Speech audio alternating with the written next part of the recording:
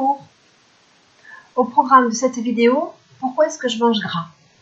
Cette vidéo est pour toutes celles qui ont envie de comprendre comment ça marche, pour toutes celles qui ne veulent plus craquer sur le sucre et pour toutes les autres aussi. Je suis Edith, coach et profileuse alimentaire, auteur du blog La Petite Fabrique d'Edith et je mange gras. Hier, vous l'avez compris, c'était un jour gras.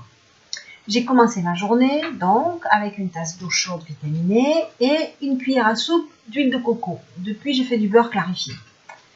J'ai préparé ma tisane chauffante et puis j'ai déjeuné avec un avocat et du thon à la mayonnaise faite maison.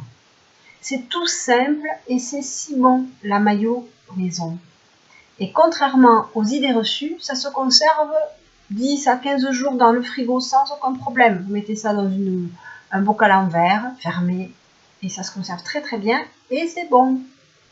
Je vous mets la recette du thon mayo dans les commentaires et vous allez voir, c'est vraiment très simple et c'est vraiment meilleur que la mayo achetée toute faite. Voilà. Et puis, du fait de mon profil, c'est très important pour moi de bien manger gras et protéiné les jours gras. Cela me permet de ne pas avoir de carence, de maintenir mon métabolisme haut, c'est ce qui fait que je perds du poids donc, de ne pas avoir de fringales de sucre et de perdre du poids en gardant le sourire. Cela me permet aussi d'entretenir mes neurotransmetteurs qui ont besoin de matière grasse pour se reproduire et j'ai la coquetterie de vouloir préserver la jeunesse de mon cerveau. Le gras me permet aussi d'entretenir mes intestins qui ont la fâcheuse tendance à sécher. Et là, si ça sèche, c'est la paralysie assurée. Et la mauvaise humeur aussi.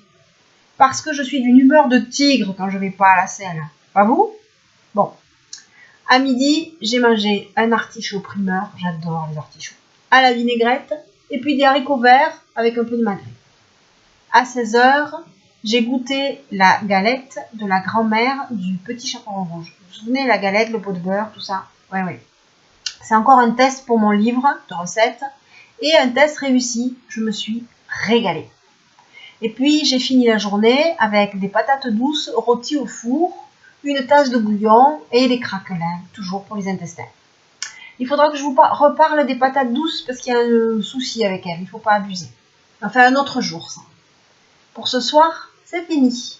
Voilà. Encore merci pour votre soutien, pour vos questions qui sont toujours les bienvenues et pour vos partages. Et je vous dis à demain. Des bisous. Bye bye.